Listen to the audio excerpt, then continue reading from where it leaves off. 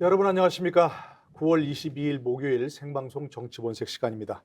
생생한 현장 이슈를 색다른 시각으로 집중 분석해보는 생방송 정치본색입니다. 저는 노동일입니다.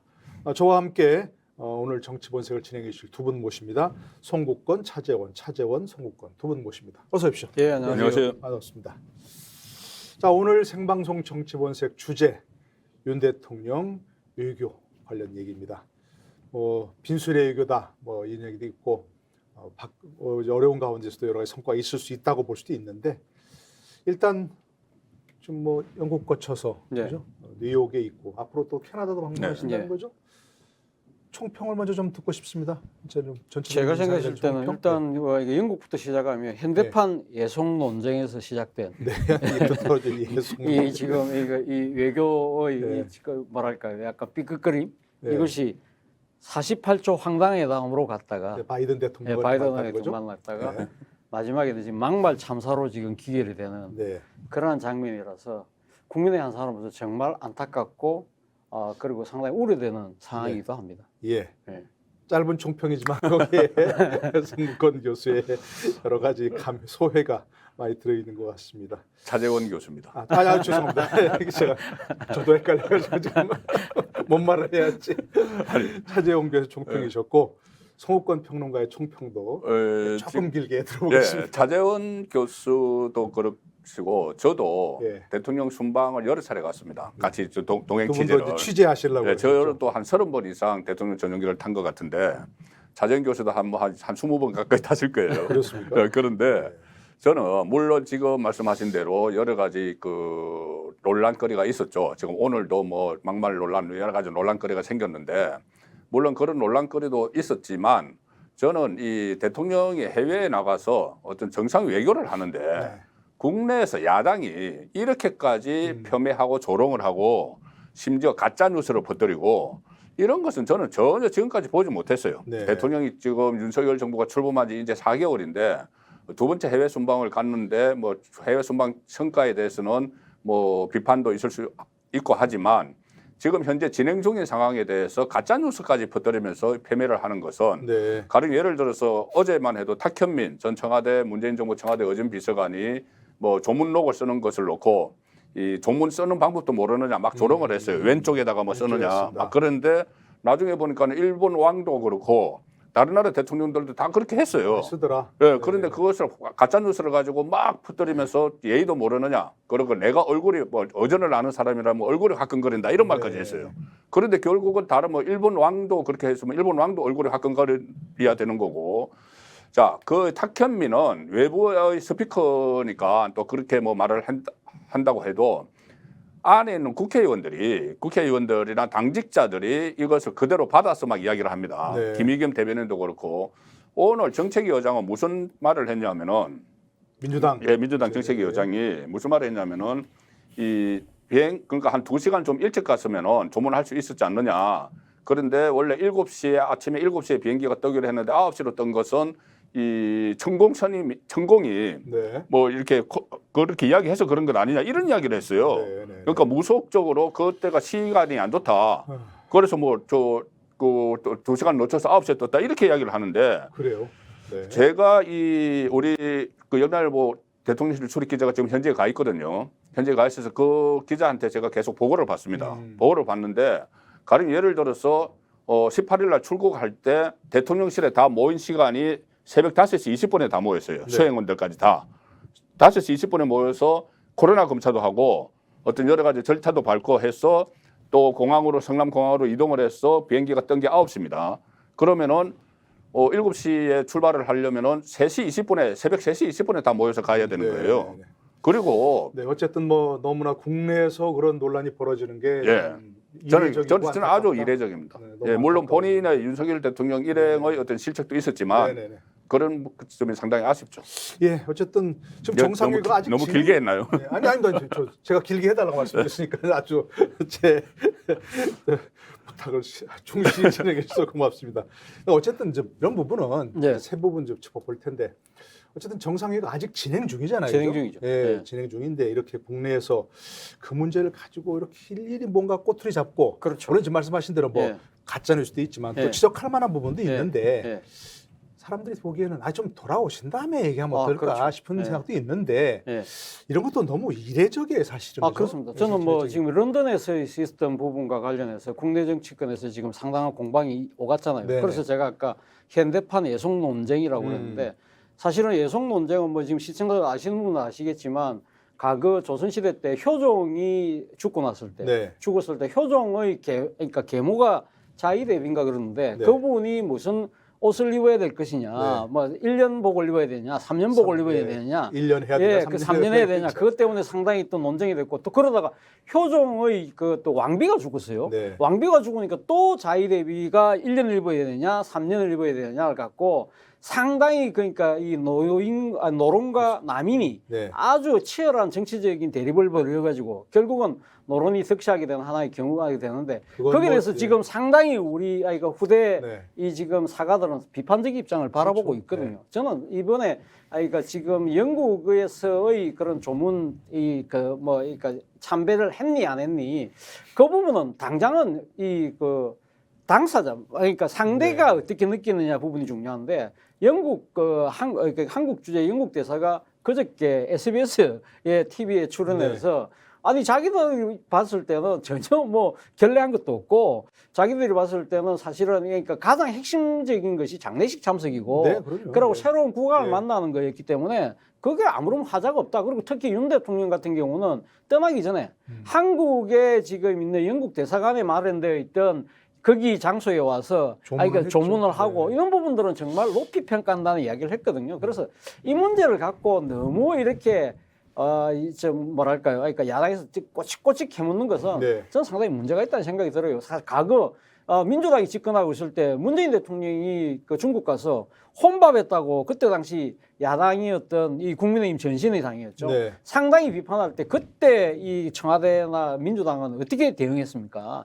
그거 똑같은 거거든요. 예. 그리고 그 문 대통령이 인도네시아 말레이시아 가고 무슨 행사를 하는데 그러니까 현지어를 쓴다고 하면서 인도네시아 말을 했는데 네. 그 결례라고 했을 때 그때 타경민 당시 의전비서관이 아니 상대가 결례라고 느끼지 않는데 왜 시비 거느냐 네. 그 이야기도 제가 생각이 난다는 것이죠. 예. 그렇다고 한다면 역지사지할 필요가 있지 않나. 그래서 네. 영국 부분은 저는 뭐 그렇게 정치적으로 이렇게 오랜 논쟁을 할 필요가 있을까? 네. 다만 그러니까 조금 세심하게 상당히 디테일 부분에 있어서 챙기지 못했던 그런 참모진들에 대해서는 어떤 식으로든 뭐 아마 내부적으로 약간은 조금 점검이랄까 한번은 따져볼 필요가 있겠지만 이걸 이렇게 정치적으로 심각하게 받아들일 필요는 굳이 없다는 생각이 듭니다. 네네.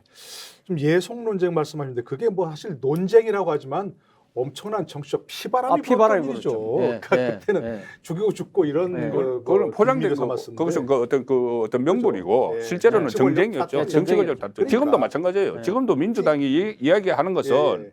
윤석열 대통령 흠집내기지, 그리고 예. 김건희 여사 흠집내기지, 그 자체 아니 우리나라가 무슨 영국 연방 국가도 아니고 네. 영국 연방 국가도 아니고 참배를 안 했다고 이렇게 시비 거는 것은 정치적인 목적이 있는 거죠. 네, 그러니까 바로 이제 제가 말씀드리고 싶은 건 바로 그런 거예요. 사실은 그걸 빌미로 해서 정치 권력 투쟁 그때야 뭐 죽이고 죽고 하지만 지금은 그런 건 아니지만 마치 그런 느낌이 든다 그런 말씀입니다. 런던 현지에서 있던 분이 그걸 쓴 걸 보니까 거기에 VIP만 2,000명이 모였고 네. 정상급만 200명이 모였다고 하더라고요. 그러면서 그 조문하는 것은 그 실제 장례식에 초대받지 못하는 사람들을 위해서 마련한 자리니까 그래서 아무도 그렇게 생각하지 않는다는 얘기 하시더라고요. 어쨌든 그렇고요. 아까 말씀하신 또 한 가지 좀 느끼는 게 여야가 바뀌면 어떻게 그렇게 한치 오천 없이 옛날에 했던 그걸 똑같이 반복하는지 그러니까 말이에요. 똑같이 반복. 참 너무 아쉽다 그런 생각이 들어요. 어쨌든 자 그래서 본론 들어가 봐서 순방 성과를 좀 구체적으로 짚어보죠. 한일 회담, 네. 회담이라고 해야 되나 어쨌든 모르겠습니다만 네. 어쨌든 성사되기까지도 상당히 좀 진통이 있었어요. 진통이 있었죠. 우리는 네. 처음에 여기 국내에서 네. 확실하다, 네. 흔쾌히 합의했다는데 네. 그때부터 일본이 약간 이상하게 발을 빼기 시작했죠. 무슨 소리냐 우리는 네. 아직 확답 안 했다 네. 이렇게 하면서 하더니 네. 결국은 어떻게 가가지고 결국 30분 네. 우리는 약식 회담이라고 얘기하고 또 그 일본 쪽에서는 뭐 간담이라고 얘기하고 또 일본 쪽으로 우리가 찾아갔다는 것도 논란이 좀 네. 벌어지고 자, 한일 회담을 좀 어떻게 보시는지부터 좀 얘기해 볼까요? 일단 한일 회담에 대해서는 저는 일단 그러니까 양국의 정상이 네. 그러니까 마주보고 그러니까 앉았다, 네. 대화를 했다는 부분이 음. 저는 상당히 중요한 포인트가 아닐까 하는 생각이 듭니다. 만남 자체에 네, 만남 있다? 자체에 저는 상당히 의미가 있다는 생각이 네. 듭니다. 사실 기시다 입장에서는요, 사실은 한일 정상회담이 그렇게 썩 내키지 않는 회담입니다. 왜냐하면 지금 사실은 기시다의 정치적 입지가 상당히 지금 좁아들고 있는 그렇다고 상황이거든요. 그러죠. 그러니까 네. 지금 뭐 지지율이 상당히 떨어졌고. 지금 떨어지고 있고, 그리고 지금 아베 전 총리에 대한 국장을 지금 다음 주에 하기로 돼 있는데 네. 여기에 대한 또 비판 여론이 상당히 높습니다. 네. 그리고 특히 아베 전 총리가 이 지금 한일 관계와 관련해서 상당히 강경한 입장을 내보였기 때문에 그렇습니다. 그러니까 아베의 강경파 의원들을 의식하지 않을 수 없는 상황이고, 그리고 특히 무엇보다도 지금 그러니까 한일 간의 가장 현안 중에 하나가 일제 강점기 하에서의 강제동원 피해자에 네. 대한 그 배상 문제, 이 부분과 관련해서 일본은 자신들은 전혀 배상할 생각이 없다는 이야기를 끊임없이 이야기를 네. 하고 있는데, 한국에서는 어떤 식으로 지금 대법원에서 지금 계류되어 있는 상황이고, 이걸 갖다 한국 쪽에서는 그러니까 지금 그러니까 민간이 나서서 네. 어떤 식으로 돌파구를 열자는 부분에 대해서 일본의 입장은 1965년 한일 청구권 협상을 통해서 네. 이 지금 그 강제동원 피해자들에 대한 배상 문제는 끝났다고 생각을 하는 것이거든요. 뭐 일관된 입장이죠. 일관된 이번에. 입장이고, 네네. 그렇기 때문에 만약에 한국 대통령이 이 문제하고 논의를 한다는 그 자체가 일본 우익들, 특히 자민당 내 보수 강경파들 입장에서는 도저히 용납할 수가 없는 겁니다. 네, 그렇기 네. 때문에 기시다 입장에서는 틀림없이 지금 윤 대통령 만나면 그 이야기가 나올 건데 네. 그래서 가급적 안 만나고 싶었던 거죠. 네. 그리고 또 하나는 기시다 개인적으로도 말이죠, 이 지금 한일 문제에 대해서 직접적으로 발을 담그기가 쉽지 않다는 겁니다. 네. 왜 그러냐면 2015년도에 한일 위안부 그 지금 양국 간 합의가 있었지 않습니까? 네. 그때 당시 일본의 그러니까 그 외무장관이 네. 외교장관이 바로 기시다였어요. 그렇습니다. 그렇기 때문에 기시다가 자신이 합의를 해서 이제는 이 위안부 문제는 끝났다고 생각했던 부분이 정권이 바뀌면서 한국에서 네. 입장을 바꿔버렸잖아요. 그렇죠. 그러면서 일본 내에서 상당히 이 2015년 위안부 합의에 대해서 잘못했다는 비판이 상당히 많았고, 여기에 대한 정치적인 공격을 상당히 당했던 사람이 바로 기시다였거든요. 그렇기 때문에 기시다 입장에서는 이 지금 이 강제동원 피해자에 대한 이 배상 문제가 걸려 있는 상황에서 네. 섣불리 나섰다가는 잘못하면 2015년과 같은 꼴을 또 당할 수 있다는 그런 개인적인 우려도 네. 강하게 깔려 있었습니다. 그렇기 때문에 안 만나려고 했던 거죠. 그렇기 때문에 그렇다고 해서 그럼 윤 대통령 입장에서는 사실은 외교도 국내 정치의 연장선상에 있잖아요. 당연하죠. 그렇기 예, 때문에 예. 어떤 식으로든 한일 관계를 빨리 풀어야만 지금 북핵 위기뿐만 아니라 지금 이 국제 공급망 관련된 한일 간의 협력 체제, 네. 이런 부분들을 복원하는 부분들, 그런 부분들이 필요하기 때문에 본인이 입장에서는 그러니까 어떻게 보면 목마른 사람이 우물을 판다고 결국 직접 찾아갈 수밖에 없는 상황인데, 네. 이거를 굴종의 외교라고 단정한다? 저는 그건 조금 지나치다는 생각이 듭니다. 네, 어쨌든 뭐 좀 핵심은 그렇습니다. 만남 자체에 의미가 있는 네. 것이고, 만남에서 아무런 문제가 풀리지 않더라도 그렇죠. 어쨌든 풀릴 수 있는 단초를 제공할 수 있는 거 아니냐. 네. 오히려 기시다 입장이 더 어려웠다. 네. 이런 말씀이시고. 우리 송 사실 말씀 다 써버려가지고 그런데 예, 예. 이 직접 찾아갔다 기시다가 있는 곳에 뭐 그것도 구려교계라고 좀 얘기하고. 그 고려역이라고 민주당이 이야기를 하죠. 네네네. 그런데 사실은 그 직접 뭐 그렇게 되면은 마치 기시다 숙소로 찾아간 것처럼 돼 있는데 네. 그게 아니고 우리 윤석열 대통령은 참석을 하는 회의가 하나 있었어요. 네. 핵실험 그 금지하는 확산 금지죠. 네, 확산 금지 그 회의에 네. 기시다가 참석을 하고 있었고 그 회의가 열리는 건물로 그 건물에서 회담을 한 거예요. 네, 네, 네. 그러니 지금 말씀하신 대로 유엔 총회를 하면서 그 각국 정상들이 많이 와 있고 뭐 대사들도 있고 외교부 장관도 있고 상당히 많은 사람들이 있기 때문에 네, 네. 현지에서 장소 구하기가 마땅치 않았어요. 그것도 그것도 장소 구하기가 마땅치 않았는데 마침 그 회의가 열리는 그쪽 한쪽 공간에 장소가 있어서 거기서 회담을 한 것이지, 마치 이 정말 그 일본 총리가 있는 것을 막 둘레둘레 찾아가서 했다. 네. 이게 지금 민주당이 그렇게 이야기를 하고 있는데 그것은 사실관계는 좀 사실관계가 그렇지 않다. 다르고 네. 저는 지금 지금 일본 언론들이 이런 보도를 막 하고 있어요. 지금 30분 동안 회담을 하면서 윤석열 대통령이 더 말을 많이 했다. 주도적으로 많은 말을 꺼냈다. 네네. 그리고 여러 가지 현안들 지금 한일 그때 무역 전쟁이 일어나면서 뭐 죽창가 이야기가 나오고 나서 2년 10개월 동안 네. 정상회담이 없었죠. 냉각돼 있었죠. 예, 냉각돼 있었죠. 네. 그때 그 쌓였던 모든 현안들, 뭐 경제 문제도 그렇고 강제징용도 그렇고 위안부 조금 전에 말씀하셨지만 그것도 이 기시다가 예상일 때 합의를 해놓은 것이 헝클에 다 져버렸는데 문재인 정권 때 다 일어났던 일이에요. 네네. 문재인 정권 때 일어났던 일을 지금 종합적으로 윤석열 대통령이 30분 동안 이 기시다에게 다 현안을 쭉 나열을 했다는 거예요. 말을 더 많이 했다 윤석열 네. 대통령이. 그렇다면은 이것은 저는 이제 비정상의 정상화를 위한 그 한일 관계 그렇게 비정상적으로 갈 수는 없는 관계잖아요. 네네. 뭐 무역 경제적으로도 그렇고 비정상의 정상화를 위한 일단 물꼬를 텄다. 네. 한일 30분 회담에서 저는 그런 의미는 보유하고 그런 싶어요. 의미는 분명히 있을 수 있다. 근데 일본 언론들에서 마치 일본 대표부 건물로 가서 만났다든가 이런 식으로 보도했다는 거 아니에요, 그죠? 일본 언론이. 근데 그거는 이제 틀린 보도죠. 네, 그렇죠. 그 큰 건물에 일본 대표부도 있고 일부 마치 일본 대표부 건물로 찾아간 게 아니고 일본 대표부가 있는 그 건물에서 만났다는 얘기인데 일본 언론들은 일본 대표부 건물에서 만났다는 식으로 그렇게 보도한다고 합니다. 그 부분은 좀 알았으면 좋겠고요. 근데 한 가지 좀 궁금한 게 왜 우리 언론들에게는 사전에 알리지 않고 회담 시작하고 2분 지나서야 통보를 했고 그래서 우리 언론들은 전혀 그걸 촬영할 기회가 없었고 지금 국내 언론에 보여지는 송출되는 화면 같은 거는 전부 일본 언론이나 다른 데서 취재했다는 거 아니에요.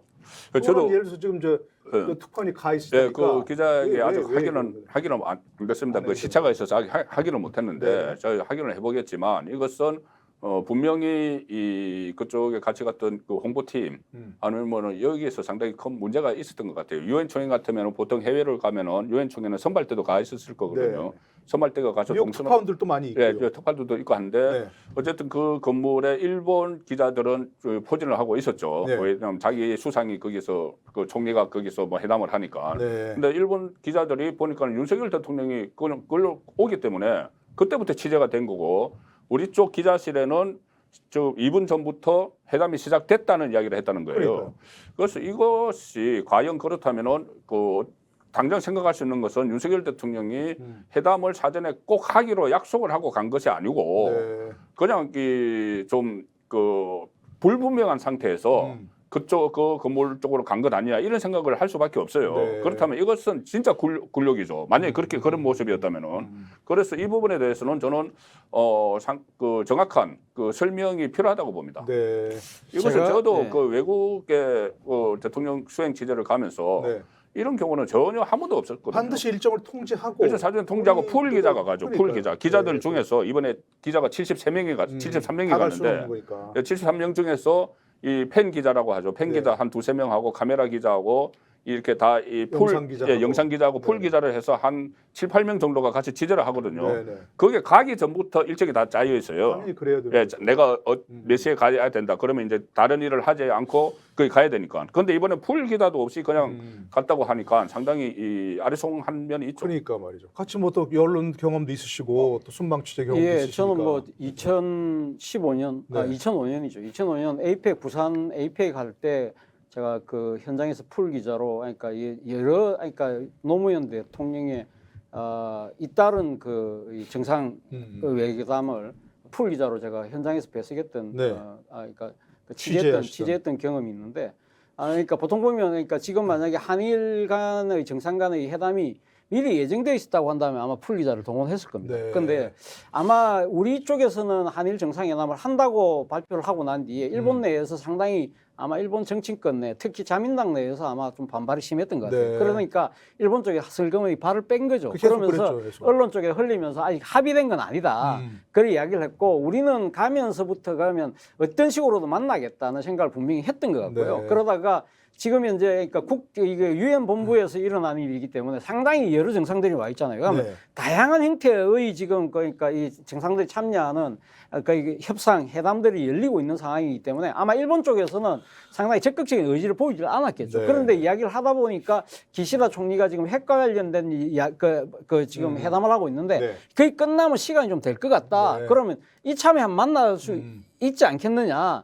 그런 식으로 우리한테 정달이 왔겠죠. 그러면 네. 우리 쪽에서는 그러면 이걸 갖다가 이런 식으로도 만날 필요가 있다고 판단했기 때문에 바로 가면서 지금 사실은 그러니까 그런 국제회의장 내에 풀 기자가 미리 통보가 되지 않고는 못 들어가거든요. 네네. 그런 상황이었기 때문에 일본 기시다 총리가 지금 참석하고 있는 회의장에는 원래 일본 기자들은 자기 신들이 총리가 있기 때문에 원래 그러니까 기자단들이 와서 있었겠죠. 그러다 보니까 우리 쪽에서는 급히 통보를 해서 기자들이 그까지 오기가 시간과 거리상으로 안 되는 거예요. 그러다 보니까 그러니까 그만큼 급박하게 이것이 이루어졌는데 네. 우리는 그만큼 회담에 대한 의지가 강했고 적극적으로. 일본은 상당히 거부를 하고 있다가 그나마 마지못해서 수용을 했기 때문에 그런 식의 이런 약간 예상한 모양새가 되긴 됐지만 앞서 제가 말씀드린 대로 이 지금 회담을 바라보는 양측의 입장이 이 장면에서 분명히 드러난다.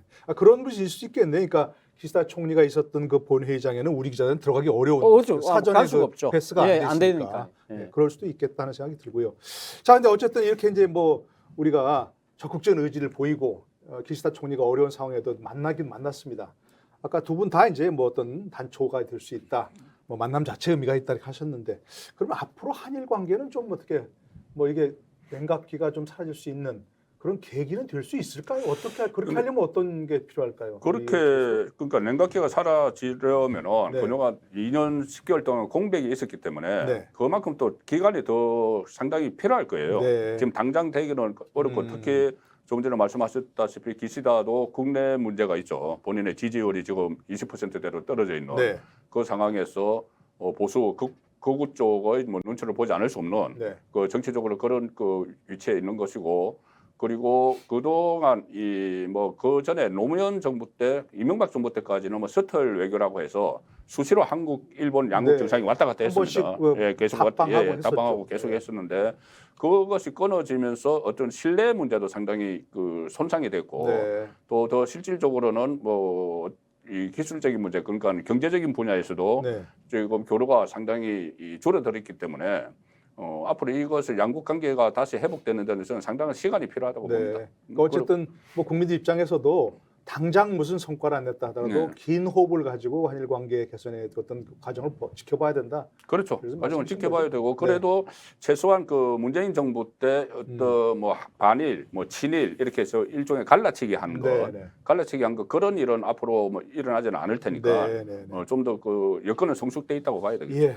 우리 차재원 교수께서는 윤 대통령이 어떤 작업이 필요한지? 윤 대통령이 이번에 순방 떠나기 전에 뉴욕 타임스하고 기자회견을 그러니까 뭡니까 인터뷰를 했죠. 인터뷰를 할 때 한일 관계 문제에 대해서 뭐라고 이야기했냐면 강제징용 문제를 포함해서 한일 안보 협력 그리고 경제 무역 현안을 모두 한 테이블에 올려놓고 일괄 타결하고 싶다. 그런 이야기를 했거든요. 그렇기 때문에 윤 대통령 입장에서는 지금 그러니까 이 일제 강점기 때 강제동원 피해자에 대한 문제만 따로 보는 것이 아니라 지금 이제 그러니까 북한의 핵위협이 커지고 있기 때문에 그러한 북한의 핵 문제와 관련해서 지금 한국과 일본과의 군사 정보 교환을 위한 지소미아라는 것이 맺어져 있지 않습니까? 그런 부분들을 계속적으로 갖고 가는 부분. 그리고 또 지금 이 소부장이라고 이야기하는 소재 부품, 장비 이 얘기에 대한 일본이 일종의 무역 규제를 그때 제재를 가했잖아요. 그런 부분들까지 다 같이 논의를 하자는 부분인데 이것이 만약에 그랜드 딜로 이루어지려고 하면 가장 큰 지금 현안인 앞서 이야기했던 강제동원 피해자에 대한 문제가 빨리 해결이 돼야 돼요. 이 부분은 지금 대법원에서 지금 사실은 지금 배상 판결은 다 내렸고 거기에 대해서 지금 강제 집행을 지금 유보하고 있는 상황이기 때문에 그것만 남아있는 그렇죠. 그걸 만약에 실시하게 되면 거의 한일 관계는 그냥 파탄난다는 것이 대다수의 전문가들의 생각이기 때문에 그래서 지금 우리 쪽에서 만든 안이 정부하는 거거든요. 한일 기업들, 민간 기업들이 주도로 해서 출연을 해서 배상금을 만들자는 건데 예를 들면 지금 뭐 이 소위 말하는 전범기업이라는 미쯔비시를 비롯해서 그리고 또 한국 같은 경우는 한일 청구권 협정 자금으로 기업을 일궈서 상당한 성과를 냈던 포항제철이라든지 이런 데서 가면 서로 그러니까 이 강제동원 피해자들에 대한 배상금을 마련하자는 거고 피해자 쪽의 입장은 뭐냐 하면 반드시 미쯔비시를 비롯해서 전범기업들이 분명히 들어와서 확실한 어느 정도의 배상액을 내놔야 되고 사과를 해야 된다는 거거든요. 이러한 차이가 있기 때문에 그러니까 이 우리 부분은 입장은 이제 배상이 아니라 그야말로 이제 그 잘못을 인정하는 잘못이 아니고 그냥 그런 기업들이 출연을 해서 일종의 보상적인 차원이고 그러니까 지금 피해자 입장에서는 배상의 차원을 갖고 있기 때문에 이러한 부분을 지금 우리 쪽 입장에서는 하나가 통일이 안 돼 있는 상황이고 그런 상황에서 일본이 지금 이런 그러니까 이 민간 기업들의 자발적인 그런 그러니까 출연 이런 부분들 우리는 강제할 수 없다. 그렇죠. 그런 입장을 갖고 있기 때문에 이 부분이 결국은 걸림돌인 것 같아요. 일괄 타결은 하고 싶어 하지만 네, 네. 이것이 과연 쉽게 될 것인가. 네. 그러나 또 한편으로 보면 지금 북한이 지금 핵 문제에 관련해서 음. 상당히 뭐 지금 핵무력을 법제화시키고 만약에 7차 핵실험을 하게 되면 네. 그러다 하면 일본 내의 분위기도 좀 바뀔 수도 있다. 네. 이 상황 자체를 갖고 지금 이 강제동원 문제 때문에 한국과 일본의 안보 협력 자체가 삐걱거리면 네. 북한이 저런 식으로 도발을 강행하고 있고 이런 상황이라고 한다면 소위 말하는 신냉전이 이제 만약에 구도화된다고 한다면 일본 입장에서도 변화의 움직임이 있을 수 있는데 네. 문제는 그런 식의 변화를 통해서 한관계가 돌파되는 상황 자체도 우리한테는 결코 좋은 건 아니잖아요. 네, 네. 왜냐하면 우리는 또 이 안보 문제가 또 심각한 위협이 되기 때문에 상당히 힘든 풀기 힘든 문제임에도 분명합니다.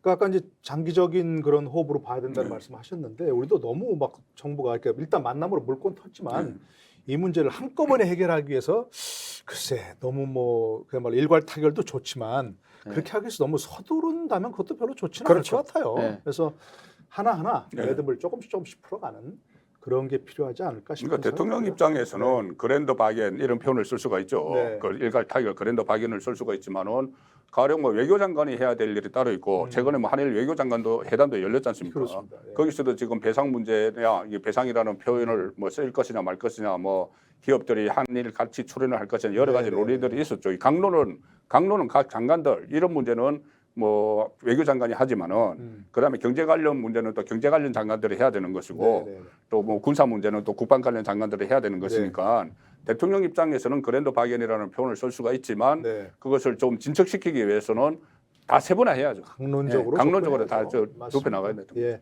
뭐 저도 이제 법을 하는 입장에서 보면 사실은 그 강제징용 배상 판결을 한 대법원 판결에 대해서 법조계 내에서도 이견이 많아요. 아, 그렇죠. 이견이 굉장히 많고 바람직하지 않은 판결이라는 것도 많이 있고요.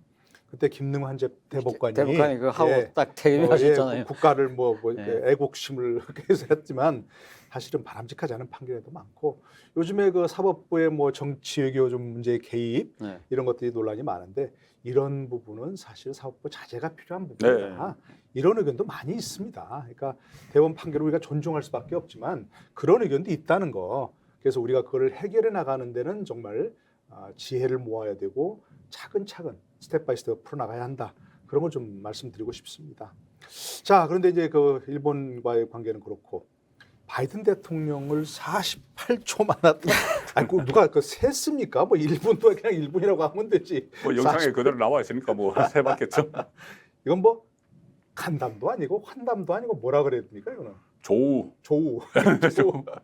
조우라는 거 우연히 만났다는 우연히 거예요. 마주치는 거예요. 네. 마주치는 거. 그렇죠. 마주치는 거죠. 그 성격을 그렇게 봐야 됩니까? 조우가. 자 그런데 예, 예. 이 물론 이 뭐 한미 정상회담도 있을 것이라고 예고를 했는데 그렇습니다. 모레도. 이 48초 동안 그냥 조우했다고 해서 또 민주당에서는 또 굴욕 막 이런 이야기를 하고 준비성이 없다 뭐 비판받을 여지는 있겠죠. 여지는 있죠. 그런데 그렇지만. 상황은 좀 봐야 됩니다. 네. 뭐냐면은 바이든 대통령이 원래는 그 영국으로 갈 일정이 없이 유엔 총회 기간을 일정을 짰어요. 네. 근데 영국을 갑자기 가게 됐지 않습니까? 원래는 해리스 부통령이 간다고 하는 말이 있었는데. 그런데 영국을 갑자기 가게 됐기 네. 때문에 일정이 다 어그러져서 유엔에서 일정을 하루를 단축을 해버렸습니다. 하루를 없애버렸어요. 단축하고 예, 뭐 그리고 뒤에 일정도 단축했다. 예, 일정을 다 단축을 그러니까. 해서 윤석열 대통령뿐이 아니고 이 수십 나라, 수십 개 정상과의 정상이나 외교부 장관이나 수십 개의 그 대표단과도 회담이 다 취소가 됐어요. 네. 그러니 이것을 윤석열 대통령만 딱 취소가 됐으면은 뭐 48초 여기에 대해서 뭐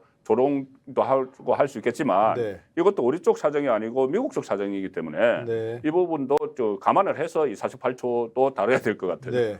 그러니까 뭐 외교라는 건 상대가 있는 거고 그렇죠. 우리가 마음대로 하고 싶다고 살 수 있는 것도 아니고 윤석열 대통령도 처음에 출발할 때 비행기 내에서 그렇지 않습니까?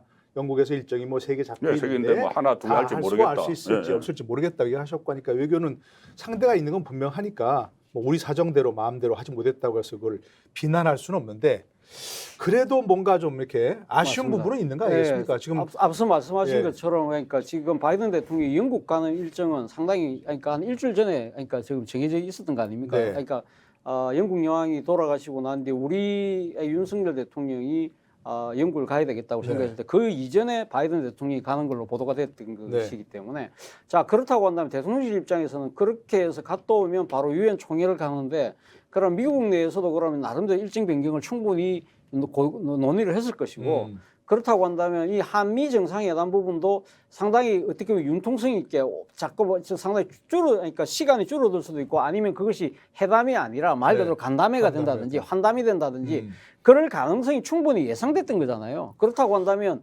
저는 그러니까 지금 대통령을 수행하고 있는 참모들 입장에서는 사실은 영국에서의 일정 논란 때문에 얼마나 지금 시비가 되고 있었습니까? 그러니까. 그렇다고 한다면 그러면 뉴욕에 도착하면서부터는 이 한미 정상회담도 상당히 좀 유동성이 있는 것 같다. 변동성이 큰 것 같다. 그렇지만 우리가 어떤 식으로든 바이든 대통령하고 나름대로 그러니까 대화 시간을 마련해서 우리가 지금 상당히 지금 목을 메고 있는 여러 가지 그러니까 현안들에 대해서 입장 타진을 하겠다는 식으로 미리 좀 이야기를 했더라면 어땠을까? 분명히 그런 상황이 예상되고 있었잖아요. 그런데 전혀 지금 일본 기시다 와의 회담 자체가 상당히 뭐 오락가락한다는 이야기는 있었지만 한미 정상회담은 당연히 하는 걸로 모든 국민들이 생각하고 있는 상황에서 이런 상황을 딱 마주하니까 제가 아침에 이 뉴스를 딱 보는 순간 와 이거 어떡하지? 저는 윤석열 대통령이 걱정되고 또 한편으로 대한민국이 걱정이 되는 거예요. 지금 사실 윤석열 대통령이 왜 지금 바이든 대통령을 만나려고 했겠습니까? 그건 인플레이션 감축 법안에 따라서 미국산 전기 자동차에게만 보조금을 주고 그러야 되니까 지금 한국산 전기 자동차가 지금 테슬라를 능가할 정도로 인기를 끌고 있는데 약 보조금이 차 한 대당 1,000만 원 정도가 지금 주는 것이거든요. 그것이 없을 경우에는 과연 현대차를 비롯한 한국산 전기차가 거기서 그러면 제대로 팔릴 수 있을까? 그것뿐만 아니고 여러 가지 바이오 기업도 마찬가지고요. 그러니까 거죠. 지금 배터리 업체도 마찬가지고 그런 부분들도 있는 것이고 또 하나는 지금 우리가 지금 또 이 바이든 대통령하고 만났을 때 심각하게 논의해야 될 부분이 바로 한미 통화 스와프거든요. 지금 환율이 지금 상당히 지금 막 엄청나게 올라가고 있지 않습니까? 그리고 오늘 1,400원이 넘었죠. 미국이 연준이 지금 이번에 공개시장위원회를 개최해서 지금 자이언트 스텝 0.75%로 올렸습니다. 그래서 한미 간에 금리가 역전이 됐기 때문에 그렇다고 한다면 환율은 더 뛸 수밖에 없는 상황이거든요. 그렇다고 하면 거기에 대한 안전판을 이번에 윤 대통령이 사실은 바이든 대통령과의 회담을 통해서 여기에 대한 통화 스와프 협정을 맺어올 것이라는 상당한 기대감들을 갖고 있었는데 이거 자체가 무산된다. 그렇다고 한다면 상당히 한국 경제의 후폭풍이 엄청나게 커질 수 있다는 우려가 저는 상당히 작용할 것이다. 그리고 지금 우리가 지금 방송을 하고 있습니다만 오늘 아마 이 한미 정상회담이 제대로 진행되지 못한 부분에 대해서 아마 저는 이 지금 정권 시장이 어떻게 지금 변하고 있는지 모르겠는데 상당히 아마 우리나라 전체 금융 시장에도 주는 충격이 적지 않을 거라는 우려가 듭니다.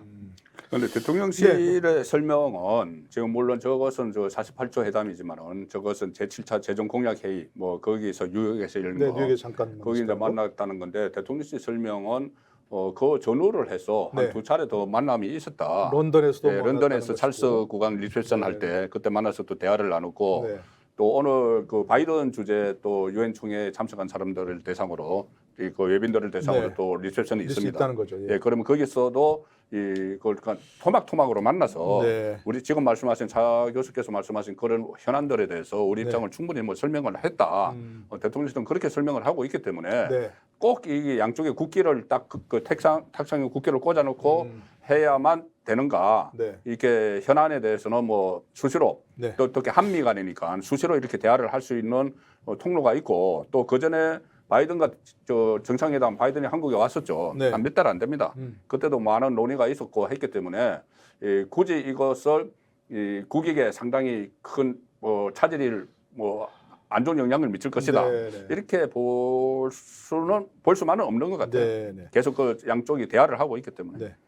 지금 이제 뭐 테슬라가 우리나라 전기차보다 훨씬 비싸잖아요.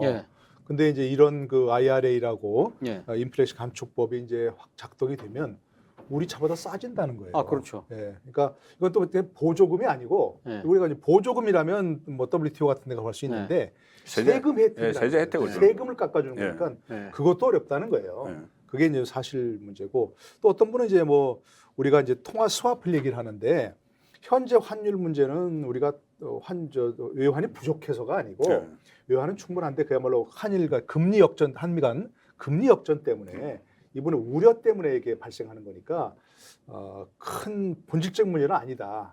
통화 수합과 그렇죠. 이런 문제는 얘기하시더라고요. 그러나 지금 얘기하신 대로 그런데 경제는 심리잖아요. 그러니까 그렇게 제가 그런 그 얘기하고 부분들 싶은데. 때문에 상당히 예. 그러니까 시장의 참여자들이 예. 상당히 기대를 언덕이 생각하면 그러니까 아무래도 그러니까 네. 지금 달러를 구입하려는 욕구가 좀 줄어들겠죠. 네네. 예. 그러니까 이제 제가 말하고 싶은 게 바로 네. 그런 거죠. 본질은 그렇다 하더라도 네. 일반 국민들이 느끼기에는 통화 수합을 한미 간 체결했다 그러면 이게 뭐 안도할 수 있구나, 네, 안심할 네. 수 있구나라는 것 때문에 환율이 안정될 수 네. 있다. 이제 그런 네. 취지라는 네. 거죠. 그 부분은 분명히 이제 우리가 좀 풀어내야 할 그런 문제라고 생각이 됩니다. 우리나라 지금 말씀하신 대통령실에서는 보도 자료를 통해서 뭐 뉴욕, 런던, 뉴욕에서 세 차례 만났고 바이든 대통령에게 뭐 충분한 우려가 전달됐다라고 네. 했는데 윤 대통령이 혼잣말처럼 하시는 그 부분이 핵심인 거예요, 사실은. 의회에서 이거를 움직여줘야, 네. 그죠? 네. 할 수 있, 바이든 대통령도 대통령이 이거 한다고 해서 그냥 뭐 하세요 또는 해주세요 할 수 있는 게 아니라는 거죠. 의회를 움직여야 되는데, 의회 그 내용을 잠깐 뭐 설명을 그 자정 계속해서 좀 해주시죠. 그러니까 지금 아까 그 48조간 네. 한담을 그러니까 지금 이 바이든 대통령이 주재하는 재정회의가 네. 끝나고 난 뒤에 그 이제 참석했던 참석자들이 단상에 올라가 사진을 찍었어요. 사진 찍고. 사진을 찍고 그러고 이제 막 그래가지고 헤어지는 과정에서 네. 윤 대통령하고 바이든 대통령이 한 48초간 잠깐, 서서 네, 약간 만나서 이야기를 하고 조우하고. 아마 제 생각에는 아마 IRA를 이야기를 했던 것 같아요. 예, 그러니까 예. 아마 그 지금 바이든 대통령 입장에서는 지금 의회가 이렇게 했기 때문에 이걸 바꾸려면 의회의 승인이 필요한데 아무튼 내가 노력해 보겠다 뭐 네. 그런 답을 했던 것 같아요. 네. 그러면서 그 단상을 내려와서 이 행사장을 빠져나가는 과정에서 그때 이제 포착된 장면이 네. 미국 의회 이 땡땡들이 바이든 이걸 갖다 승인 안 해주면 네. 바이든 대통령이 쪽팔려서 어떻게 네. 이렇게 이야기를 했다는 겁니다. 쪽팔려 정도는 괜찮죠. 네. 그런데 문제는 그러니까 이제 그 미국 의회 사람들이 뭐 한국말을 못 알아듣지만 네. 그러나 이것이 지금 공개화되고 지금 이제 언론을 타버렸기 때문에 네. 이거 어떤 식으로도 미국 의회에 전달될 가능성이 상당히 높잖아요. 네, 모르겠죠. 근데 아닙니다. 생각보다 있잖아요. 지금 VOA라고 해서 네, 보이스 네. 오브 아메리카 예. 그거 제가 뉴스레더를 바라보는데 정말 한국의 현안들에 대해서 정말 빨리 보도를 합니다. 여기 한국에 나와 있는 분들이 많이 있으니까요. 정말 한국에 대한 그러니까 아마 이런 부분들도 VOA가 뭐 보도를 할지 안 할지 모르겠지만 네. 그러나 미국에 상당히 또 많은 또 이 소위 말하는 이 소셜 미디어, 네, 네. 개인 미디어들이 많기 때문에 네. 이거 뭐 퍼지는 건 시간 문제라고 봐야죠. 그런데 저는 사실은 그 이야기를 나가면서 누구한테 하느냐 하면 박진우 외교부 장관한테 툭 던지면서 예. 이야기를 하거든요. 아마 대통령 입장에서는 그냥 바이든 편하게, 대통령이 편하게 바이든 하시면 대통령이 그럼 내가 의회하고 한번 해볼게. 네. 그렇기 때문에 믿고 하면서 그런데 의회가 안 받아주면 어떻게 하면지? 그럼 네. 바이든 대통령 체면이 어떻게 되는 거지? 그거를 재미삼아 좀 그러니까요. 편하게 편하게. 이야기한 부분이긴 네. 하지만 우리 국민들이 생각하는 대통령에게 기대하는 품격 그런 거 있지 않습니까? 그거하고는 너무 동떨어지기 때문에 지난번 이준석 네. 그 전 대표에 대한 내부 총질이나 하는 대표 그 이상의 파장도 상당히 저는 좀 우려된다는 생각이 그- 듭니다. 그- 미국 저- 내에서 파장은 아니지만 국내의 파장이 국내에서 벌써 오늘 민주당에서 계속 네. 그 이야기를 하고 있죠. 그때 이준석 전 대표가 기자회견을 하면서 그 표현을 그대로 썼잖아요. 그러니까요. 네. 이 XX, 저 XX 표현을 네. 그대로 썼어요. 그렇죠. 그다음 더 심한 말도 들었다고 하면서 또 XX 할 뭐 이런 네네. 표현을 썼는데 민주당이 오늘 당장 이것을 그것과 연결시켜요. 그래서 벌써 저 네. 이슈를 삼았죠. 예, 윤석열 대통령의 이 어떤 뭐 품격 문제를 지금 거론하기 시작을 했는데 네. 물론 그 부분도 저는 뭐 평소에 어떤 어법 이렇게 그냥 치부할 수만은 없다고 봐요. 그 대통령으로서의 뭐 어떤 대통령의 학법이 따로 있는 것이죠. 네. 좀 조심을 해셔야 되는데 그런데 그것은 물론 지적을 받아야 될 부분이지만 아마 윤석열 대통령이 상당히 바이든을 48초 만났지만은 뭔가 이 확답을 받은 것 같아요. 그러니까 상당히 기분이 좋은 네, 상태에서 네, 그걸 이거 저기 바이든은 나에게 약속을 했는데 IRA 문제겠죠 아마. IRA 인플레이션 감축법이라고. 거기 뭐 세제 혜택 뭐 이런 문제 이슈가 네. 있는데 바이든은 확실하게 이제 확답을 했다. 그래서 나는 그 상당히 뭔가 성과를 얻었다. 네. 이런 이제 기분에서 같이 네. 있던 박진 외교부 장관에게 마치 이게 자랑을 하듯이 하면서 이거 지금 바이든은 나에게 분명히 약속을 했는데 미국 의회에서 승인을 해줘야 될 텐데 말이야. 이런 이야기를 하면서 했는데 네. 표현이 그렇게 나온 거죠. 그러니까 이제 대통령실의 그 얘기는 그렇다 이렇게 좀 얘기하고 있어요. 바이든 대통령은 한국 측 우려를 잘 알고 있다. 네. 그러면서 한미 간 계속해서 진지한 협의를 이어나가자고 답변했다고 대통령실은 전했다고 합니다. 근데 이거 사실 그냥 외교적 수사 아니에요? 외교적 수사죠. 그죠? 앞으로 계속해서 진지한 협의를 이어나가자 얘기했다면 그렇죠. 네. 그야말로 무슨 확실한 확답한 것도 아니고 사실은 이 네. 부분과 관련해서는 바이든 대통령이 어떻게 할 수가 없어요. 그러니까요, 그러니까 정말 지금 11월 또 중간 선거를 앞두고 있지 않습니까? 그러니까요. 그렇기 때문에 바이든 대통령 입장에서는 자기 지금 발등에 불이 더 급한 겁니다. 네. IRA라는 이런 새로운 하나의 법을 통과해서 지금 이 미국 일자리를 상당히 네. 늘리고 있다. 그러니까요. 그리고 바이 아메리카, 우리 미국산 제품을 상당히 나는 우대하고 있다. 이런 메시지를 끊임없이 보내면서 이번 중간 선거를 돌파하려는 생각이 그러니까요. 강하거든요. 네. 그렇기 때문에 누가 뭐라 해도 지금 당장 후퇴할 수가 없어요. 없죠. 할 수가 없고, 그리고 또 이 11월 중간 선거에서 설사 민주당이 승리를 했다 하더라도 민주당 내의 의회 지도부가 대통령 말을 들을까요? 자칫 잘못하면 또 그 다음에 2년 뒤에는 대통령 선거가 있는데 네. 이러한 여러 가지 정치적 고려들을 봤을 때는 결국 그러니까 이 바이든 대통령이 아무리 한국에 대한 우호적인 생각을 갖고 있다 하더라도 현실 정치 입장이 쉽지 않다는 겁니다. 그리고 설사 공화당이 지금 만약에 승리를 한다 하더라도 공화당 입장에서도 미국의 일자리에게 상당히 오히려 마이너스가 되는 그러한 정책 행위를, 입법 행위를 할까요?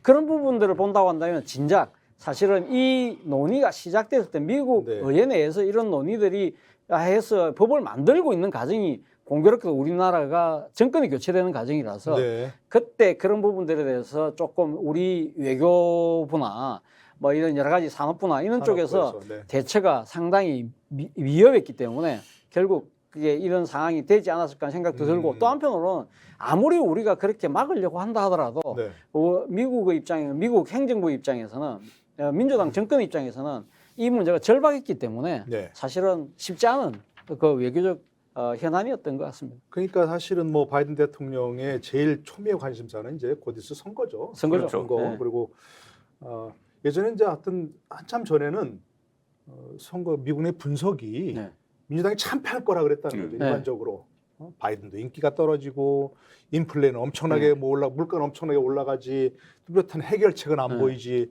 모두 우크라이나에 막 전념하는 것 같지. 그러니까 바이든이 폭망할 거라고 생각했는데 6월 달인가 있었던 낙태죄 판결 그게 또 분위기를 확 바꿨다는 거예요. 완전 바꿔서 공화당이 이제 비난받는 그런 상황이고 그래서 뭔가 좀 민주당도 해볼 수 있다는 분위기라는 것 같아요. 현재로서는. 근데 제가 그 조금만 더 말씀드리면 사실 IRA가 사실 안 될 뻔했거든요. 그러니까 지금 미국의 지금 상원이 50대 50이잖아요. 그렇죠. 50대 50인데 그러면 지금 이제 캐스팅 보트를 쥐고 있는 해리스 부통령이 들어가면 51대 50이 되기 때문에 통과는 시킬 수 있는데 그리고 특히 이거는 그러니까 지금 필리버스터에 이 지금 그러니까 배제되는 법안으로 만들어놨었거든요. 그렇기 때문에 미국은 그러니까 지금 민주당이 똘똘 뭉치면 되는데 거기에 반대하는 의원이 한 명 있어요. 조 맨친이라고 그 웨스트 버지니아 출신 상원 의원인데 끝끝내 반대를 했죠. 그 때문에 사실은 이게 안 된다고 미국 그 행정부도 포기를 했던 것인데 아무튼 집요하게 조 맨친을 설득을 한 겁니다. 그래서 조 맨친이 결국은 마지막에 방향을 틀었거든요.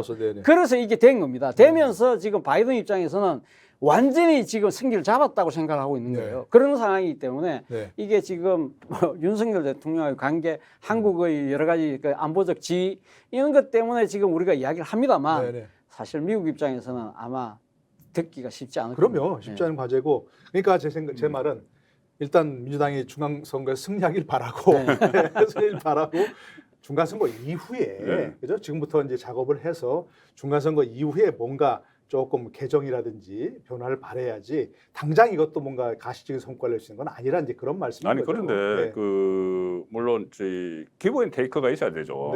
우리가 이것을 얻기 위해서는 지금 미국 그때 그 바이든 대통령이 한국에 왔을 때 제일 먼저 찾아간 게 반도체 아닙니까? 그러니까 치포 동맹도 이번에 원래 반도체 동맹 그것도 원래 이번 그 한미 정상회담 하게 되면은 네. 정식 회담을 하게 되면 그 의제에 포함이 돼 있었어요. 네. 의제에 포함될 걸로 예상이 됐는데 그런 문제가 논의가 안 됐는데 네. 그러니까 그 뭐 반도체 미국이 원하는 그 반도체에 대한 우리가 갖고 있는 부분을 주고 네네. 그 반대 거꾸로 뭐 IR의 이 세제 혜택을 갖고 온다든가 예. 이런 협상이 되려면은 물론 네. 미국 의회에서 그것을 하지만 바이든 대통령의 어떤 결심이 중요하기 때문에 네. 바이든과 윤석열 대통령이 48주 동안 스탠딩에서 이렇게 이야기 나눈 게 네. 전혀 무의미한 거는 아닌 거죠.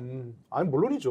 뭐 아무리 의회가 힘이 세더라도 미국이 대통령의 영향력도 상당히 큰 것이고. 대통령이 미국 대통령이 미국 의회를 충분히 설득을 할 수가 있어. 설명. 부통령도 지금 상원 의장이잖아요. 의장이죠. 네. 그러니까 이 예를 들어서 이 IRA에 대해서 한국의 편의를 봐주고 네. 대신 뭐 반도체 부분에서 미국의 이익을 취할 수가 있다는 이런 식의 뭐 설득을 충분히 할 수 있는 위치에 있죠. 예. 우리도 그러니까 지금 말씀하신 대로 뭔가 줘야 바이든 대통령도 의회를 설득할 수 있는 명분이 있는 거 아니겠습니까? 우리가 이런 걸 받았다. 그러니까 한국의 입장을 조금 고려해줘야 된다. 이런 식으로 얼마든지 할 수 있는 뭐 그런 걸 기대해 봅니다. 그러니까 당장은 제 말씀은 당장 뭔가 성과를 기대하기는 어렵다. 그렇죠. 예. 가장 중요한 정치인의 가장 중요한 이벤트 선거가 있기 때문에 그렇다 이런 말씀이고요. 그러나 어쨌든 계속 노력은 해야 될 그런 부분이라고 생각합니다. 자 오늘 이제 뭐 윤 대통령 순방 외교를 좀 짚어봤는데 처음에 총평하신 것처럼 근데 어쨌든 뭔가 좀 자꾸 작은 부분에서든지 그렇죠. 디테일한 부분에서 네. 뭔가 조금 삐걱거린다는 생각. 비판적인 그 뭐 비난을 위한 비난도 그러면 안 되지만 그렇죠. 비판적인 어떤 요소를 자꾸 노출한다. 그렇죠. 이런 생각이 들어요. 뭔가 좀 외교팀에 또는 대통령실의 어떤 외교안보 부분에서 뭔가 좀 개선할 부분이 있는 겁니까? 뭐 때문입니까 이게? 뭐라고 보세요? 뭐 대통령께서는 뭐 대통령 처음 해봐서 그렇다고 하지만 사실은 지금 대통령을 모시는 분들은 그렇지 않잖아요. 당연하게 상당한 노래를 해야죠. 프로들이고 네. 상당히 역대 정권에서도 상당히 정권을 경험해 왔던 분들이고 예. 특히 박준호 외교부 장관 같은 경우는 뭐 그러니까 대통령 총리를 비롯해서 상당히 정상회담이나 이런 부분들에 대해서 상당히 많이 알고 계시는 분인데 이런 부분들에 대해서 사실은 이 약간의 디테일에 있어서 여러 가지 말들을 지금 그러니까 사람들이 이야기할 수밖에 없는 빌미를 비판의 소지를 지금 예. 계속적으로 지금 대통령이 그러니까. 제공하고 있는 이 부분은 정말 안타까워요. 앞서 우리가 이야기했던 지금 영국에 도착하는 시간 자체도 여러 가지 뭐 이야기가 되고 있는데 네. 그런 부분들도 그러니까 사실은 외교의 현장에서는 어떤 상황이 돌발적으로 발생할 수 있잖아요. 네. 그렇기 때문에 사실은 이 준비하는 측의 입장에서 본다고는 특히 참모들 입장에서 보면 네. 모든 경우의 수를 다 생각을 해서 거기에 대해서 꼼꼼한 대비를 다 해야 되는 거거든요. 네. 그래도 실수가 나온단 말입니다. 네. 그렇기 때문에 근데 너무 이번에는 큰 실수들을 계속적으로 지금 연발하고 있다. 네, 네, 이런 네. 부분들은 정말 이번에 다녀와서 진짜 이 새로운 하나의 뭐랄까요? 그러니까 지금 태도 전환을 위한 계기로 네. 삼아야 되지 않을까. 근데 아이들도 네. 예. 계속 야단만 치면은 주눅이 들잖아요. 주눅이 들어서 그런 겁니까? 막 실책을 해요. 그래요? 주눅이 들은 상태에서 야단을 자꾸 맞으니까 계속 뭔가 야단 치면은. 네, 근데 네. 지금 보면 민주당이 네. 뭐 가짜 뉴스까지만 만들어서 계속 처음에 출국할 때부터 막 시비거리를 삼고 있으니까 네. 그러니까 이게 좀 어떤 전체적으로 분위기가 완전히 위축이 된 것 아닌가. 그래요. 그리고 또 조심스러워하고 네. 뭐 이런 부분도 좀 작용을 하고 있는 것 같아요 지금. 그래요. 계속 이렇게 어떤 실책들이 물론 준비 소홀도 있지만 네. 이 그때 상황에 제대로 딱딱 대처를 해야 되는데 네. 하도 그 민주당이 이것저것 막 시비를 걸고 심지어 무속까지 막 연결시키고 네. 뭐 출발 시간을 무속으로 연결시키는 그런 그 당직자가 그렇게 뭐 하고 하니까 그건 좀 사실은 근거가 박약한 얘기죠. 없죠. 사실은. 박근혜 예. 정도 그거 예. 아니 그 혼자 움직이는 게 아니고 그 기자 73명과 뭐 경호원들 하면 한 300명이 그 비행기에 탑니다. 네. 한 300명이 다 움직이는데 그걸 가지고 뭐 무슨 이렇게 하니까 위축이 많이 된 것 같아요. 있다. 예, 혹시라도 그렇다면 지금부터 조금 국민을 믿고 정말 전문적인 솜씨를 발휘해 주시길 바라고. 자, 어쨌든 이번 그 순방 그것도 논란이 많이 있지만 그래도 한일 관계, 한미 관계에서 여러 가지 현안들 잘 풀어가실 수 있는 그런 기회가 됐으면 좋겠다는 생각이 듭니다. 예, 오늘 여기서 마무리하겠습니다. 여러분 고맙습니다. 수고하셨습니다.